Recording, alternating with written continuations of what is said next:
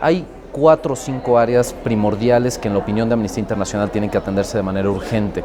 La primera de ellas es quizás la más evidente, que es los retos en materia de seguridad pública y las Fuerzas Armadas cometiendo violaciones gravísimas de derechos humanos, como hace mucho tiempo no lo habíamos visto. Me refiero a ejecuciones extrajudiciales, casos de tortura, desapariciones forzadas, que incluso han sido ya mencionadas por los propios organismos de Naciones Unidas y otros mecanismos regionales de derechos humanos. Al día de hoy, cuando un militar comete una violación de derechos humanos, es investigado y juzgado por una institución que se encuentra dentro del ejército, es decir, quien comete la violación, quien lo investiga y quien lo juzga es la misma institución. Eso no garantiza condiciones elementales de imparcialidad y por lo tanto prácticamente garantiza condiciones absolutas de impunidad para la comisión de estos hechos. En segundo lugar, tiene que haber un replanteamiento de la política en materia de seguridad pública. Es evidente que si el objetivo era la tranquilidad, la paz social, la legalidad, pues esto no se ha cumplido en estos años.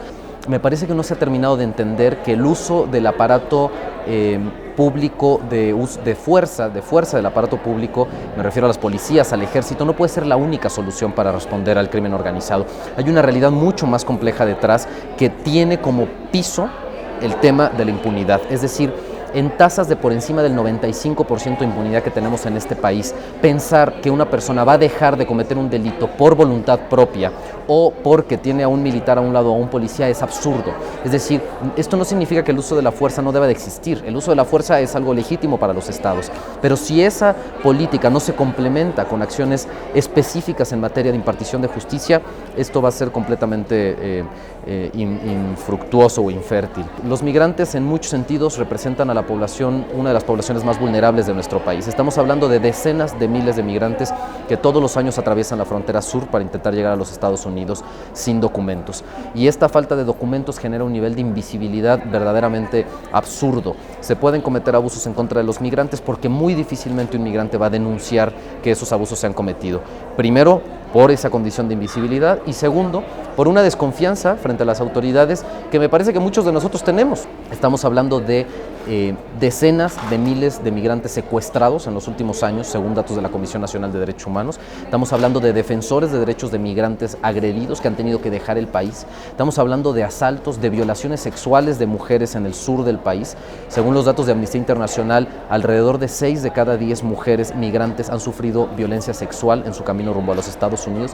La pregunta es por qué al día de hoy la Procuraduría General de la República no ha sido capaz de implementar una base de datos para registrar, aunque sea, los abusos que se han cometido contra migrantes. Esa es la acción número 1 que deberá tomar la próxima Administración Pública Federal. Una base de datos que permita registrar los cuerpos encontrados, los abusos en contra de migrantes, para poder identificar patrones delictivos, pero además para no dejar en el olvido y en la invisibilidad a los migrantes que han sufrido este tipo de violaciones de derechos humanos. Matar periodistas en México no tiene consecuencias, no las tiene. Hay una fiscalía en la PGR especializada en libertad de expresión que abarca periodistas y defensores de derechos humanos, y son contadas con los dedos de las manos las consignaciones que tiene y, si no me equivoco, nulas las sentencias que ha conseguido por este tipo de delitos en contra de periodistas.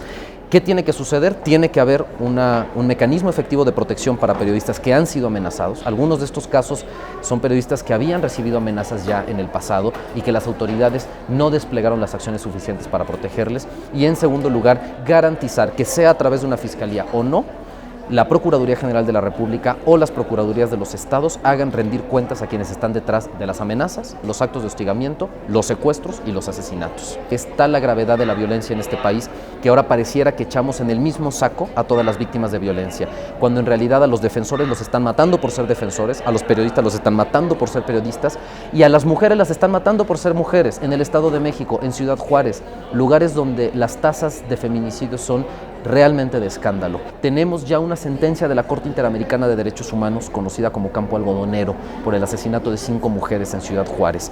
Y las acciones que se han tomado desde el Estado para cumplir con esta sentencia, que incluye la transformación de las condiciones estructurales por las que fueron asesinadas estas mujeres, no se ha cumplido. Mientras no se adopten estas medidas estructurales que el próximo presidente o presidenta deberá llevar a la práctica, los asesinatos contra mujeres no solamente no se van a detener, se van a continuar ampliando. Que los derechos asociados a comunidades indígenas o no son justiciables, es decir, no existen los mecanismos específicos para denunciar, por ejemplo, un proyecto de infraestructura que está afectando mis tierras ancestrales, y esto tenemos casos en muchísimas partes del país, empezando por Viricuta y terminando en La Parota, pero tampoco para poder defenderse frente a juicios injustos o para poder sacar adelante juicios en contra de quienes estén vulnerando sus derechos. Pero el peor de los escenarios viene cuando la propia persona es la acusada y frente a un aparato de justicia no puede defenderse porque no hay abogados adecuados en el sistema público de defensa, de oficio, porque no hay intérpretes que les permita comprender en su propio contexto la acusación de la que están siendo objetos, o cuando este indígena o esta indígena forma parte de un proceso de movilización comunitaria y en ocasiones es el propio aparato de justicia el que termina persiguiéndolos. Ya mencionábamos el caso de José Ramón y Pascual, dos indígenas que han sido declarados por Amnistía Internacional presos de conciencia, justamente por haber emprendido una lucha en favor del derecho al agua dentro de su comunidad. Si yo tuviera que englobar en una sola idea el mayor reto que va a tener el próximo presidente o presidenta de la República es impunidad, aparato de procuración e impartición de justicia. Mientras ese aparato no funcione como tiene que funcionar, todos los problemas que están alrededor van a continuar en la medida en la que seamos conscientes que la historia de este país depende de nosotros y que los derechos humanos no van a ser una realidad si no somos nosotros quienes se acercan a las autoridades para construir esos procesos, es que este país va a comenzar a avanzar. De otra manera, el olvido, la desmemoria, la falta de exigencia y de reivindicación de lo que nos corresponde va a ser la línea que trace no solo nuestro presente, sino nuestro futuro.